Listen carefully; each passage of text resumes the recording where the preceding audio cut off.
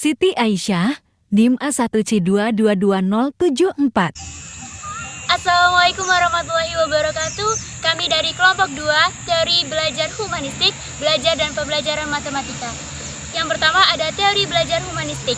Proses teori belajar humanistik memusatkan pada perhatian diri peserta didik, sehingga menitik beratkan pada kebebasan individu peserta didik tersebut. Teori humanistik menekankan pada kognitif dan efektif. Untuk proses pembelajaran, kognitif adalah aspek penguasaan pengetahuan, sedangkan afektif adalah aspek sikap yang keduanya perlu dikembangkan dalam pengetahuan pembangunan individu. Belajar dianggap berhasil jika pelajar dapat memahami lingkungan dan dirinya sendiri. Motivasi dapat berasal dari diri sendiri maupun guru sebagai fasilitator. Dapat membuat peserta didik aktif sehingga peserta didik mendapat informasi yang terstruktur. Dwi Susanti, NIM A1C2222056. Selanjutnya saya akan melanjutkan materi tokoh-tokoh teori belajar humanistik. Tokoh-tokoh teori belajar humanistik. 1. Abraham Maslow. Abraham Maslow didasarkan pada asumsi bahwa di dalam diri individu ada dua hal. 1. Suatu usaha yang positif untuk berkembang. 2. Kekuatan untuk melawan atau menolak perkembangan itu. Berkaitan dengan pendapat tersebut, Maslow mengemukakan adanya 5 tingkatan kunci kebutuhan pokok manusia. Kelima tingkatan kebutuhan pokok inilah yang kemudian dijadikan pengertian kunci dalam mempelajari motivasi manusia. Karena sesungguhnya dalam teori humanistik ini sangat diperlukannya motivasi. 2. Carl Sam Rogers. Carl Sam Rogers mengemukakan kebutuhan individu ada 4, yaitu 1. Pemeliharaan, 2. Peningkatan diri, 3. Penghargaan positif atau positive regard, dan yang terakhir penghargaan diri yang positif atau positive self regard. Belajar yang paling berguna secara sosial di dalam dunia modern ini adalah belajar mengenai proses belajar, suatu keterbukaan yang terus-menerus terhadap pengalaman dan penyatuan ke dalam diri sendiri mengenai proses perubahan itu. 3. Arthur Combs. Arthur Combs mengemukakan bahwa belajar terjadi bila mempunyai arti bagi individu. Guru tidak bisa memaksakan materi yang tidak disukai atau tidak relevan dengan kehidupan mereka. Untuk mengerti tingkah laku manusia, yang penting adalah mengerti bagaimana dunia ini dilihat dari sudut pandangnya. 4. Aldous Huxley. Aldous Huxley, manusia memiliki banyak potensi yang selama ini banyak terpendam dan disia-siakan. Pendidikan diharapkan mampu membantu manusia dalam mengembangkan potensi-potensi tersebut. Oleh karena itu, kurikulum dalam proses pendidikan harus berorientasi pada pengembangan potensi. Dan ini melibatkan semua pihak, seperti guru, murid, maupun para pemerhati, ataupun peneliti dan perencana pendidikan. Yang terakhir, David Mills dan Stanley Schiff. David Mills dan Stanley Schiff, ilmu pengetahuan alam selama bertahun-tahun hanya dibahas dan dipelajari secara kognitif semata, yakni sebagai akumulasi dari fakta-fakta dan teori-teori.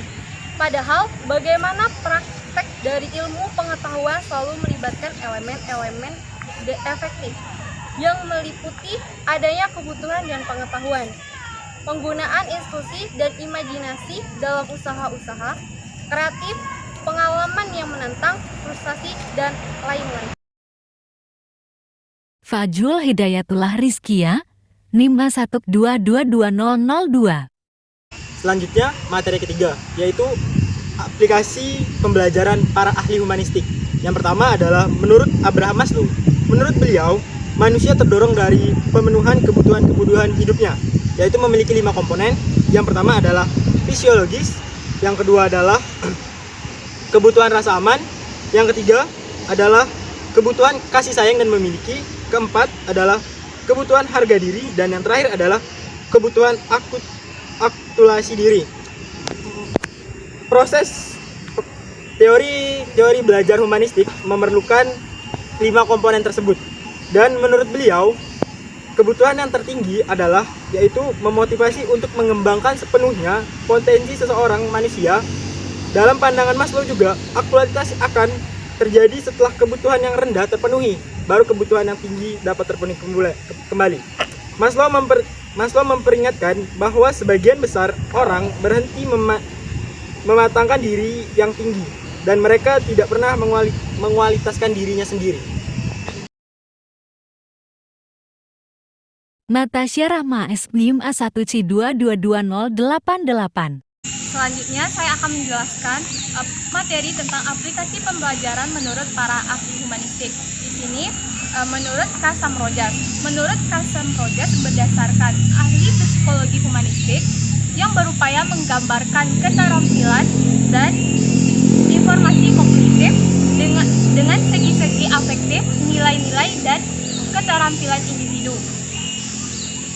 Sehubungan dengan hal tersebut, maka menurut Rogers, dalam Sri Rumini DKK membagi 2 program, yaitu 1.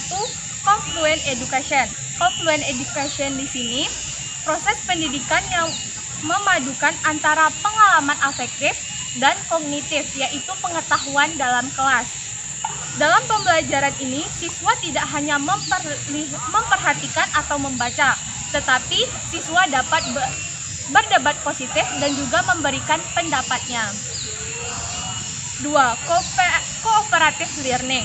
Cooperative Learning di sini adalah mengacu pada metode pembelajaran yang mana peserta didik bekerja sama dengan kelompok kecil dalam saling membantu dalam belajar.